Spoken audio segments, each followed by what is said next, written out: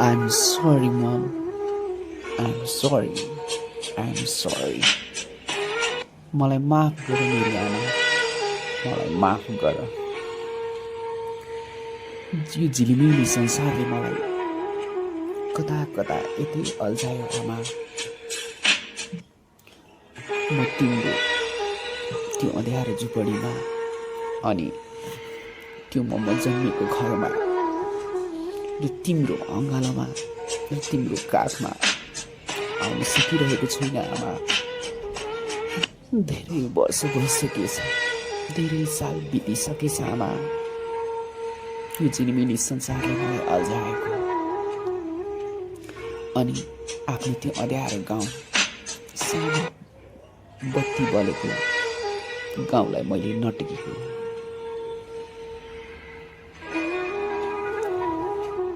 तपाईको सपनाहरू पूरा गर्नको लागि आमा म यो झिलिमिली सहरमा आएँ। तर यो झिलिमिली सहरले आमा मलाई चिन्न सकेन, या मैले यो सहरलाई चिन्न सकिन आमा।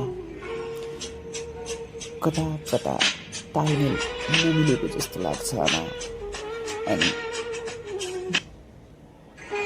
आफूले आफूलाई हरेस खाएर बसेको बेला तिम्रो याद आउँछ आमा। छाती पिटी पिटी रुन्छु आमा त्यतिखेर। मलाई सम्झाउने तिमी एउटा मात्र मान्छे हो अनि मेरो आफ्नो भन्ने तिमी एउटा मात्र मान्छे हो। संसारभरिका सुखहरू तिमीलाई दिन्छु भनेर सहर आए आमा। तर यो सहरले नै मलाई कता कता भुलाइदियो आमा। यो सहरको रङ्गी चङ्गीमा भुले आमा।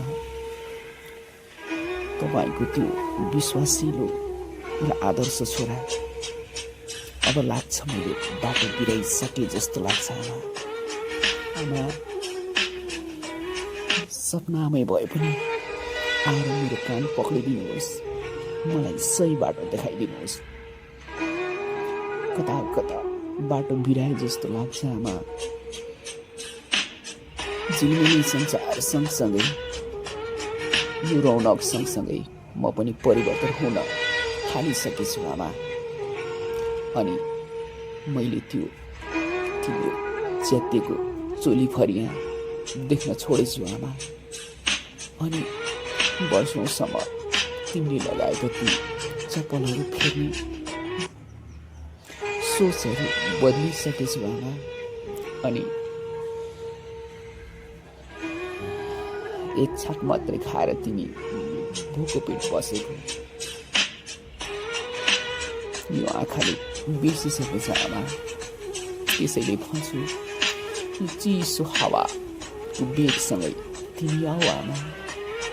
अनि मलाई सम्झाऊ बेटा छोरा, यो सही हो यो गलत हो, तिमी यसो गर, तिम्रो बाटो यो हो, तिम्रो लक्ष्य यो हो र तिमी यसरी जिन्दगीलाई अघि बढाऊ भन्नको लागि आमा।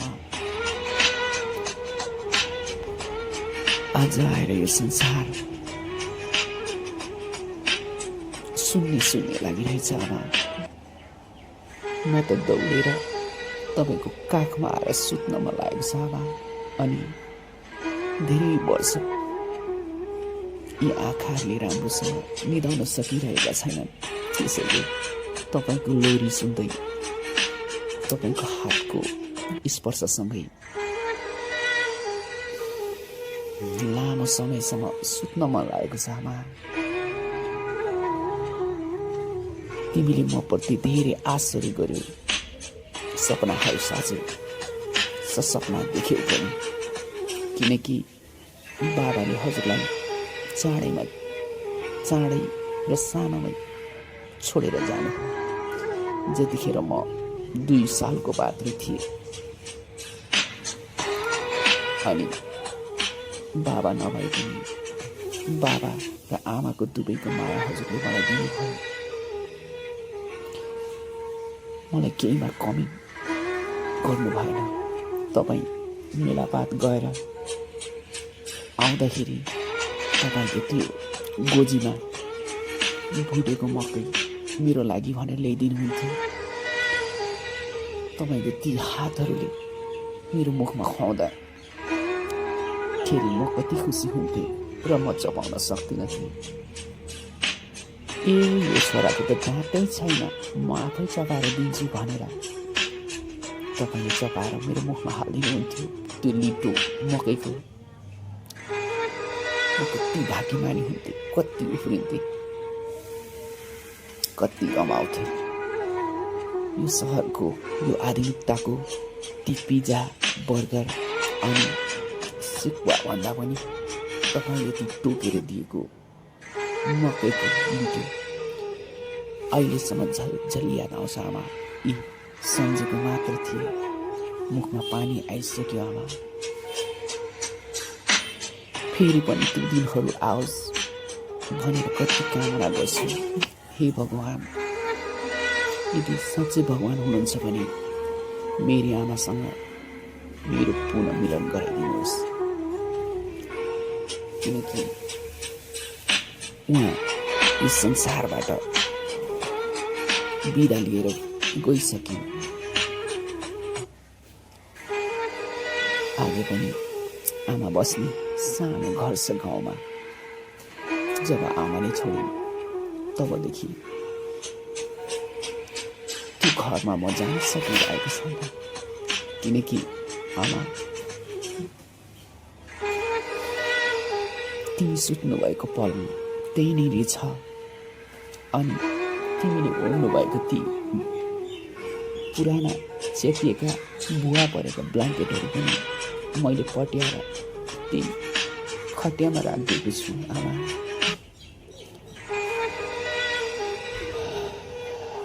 फाइबर र मखमलको ब्ल्याङ्केट र सिरप तपाईँलाई दिन सकिरहेको छुइनँ आमा।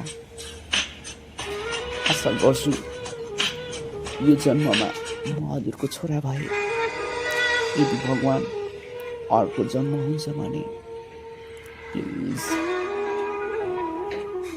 मेरो ठाउँमा आमा र आमाको ठाउँमा मलाई राखिदिनुहोस् र आमाको ऋण चुक्ता गर्न सकौँ, दुधको भार तिर्न सकौँ र आँसुको मूल्य बुझ्न सकौँ। यो संसारले मलाई कता कता अन्याय गरे जस्तो लाग्छ आमा।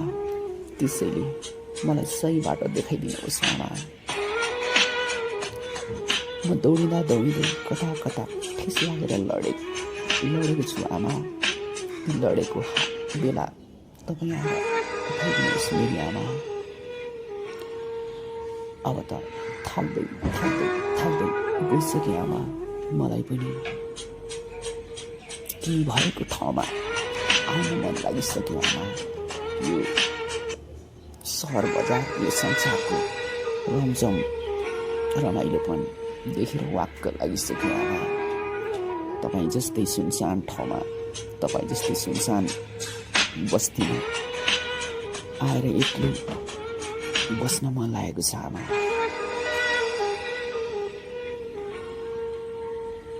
जिन्दगीको हरेक गोरेटोमा, जिन्दगीको हरेक पलमा तिमीलाई याद गर्नु बाहेक अरू केही पनि रहेनछ आमा।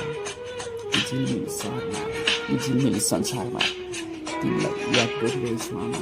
I miss you mum, I miss you आमा।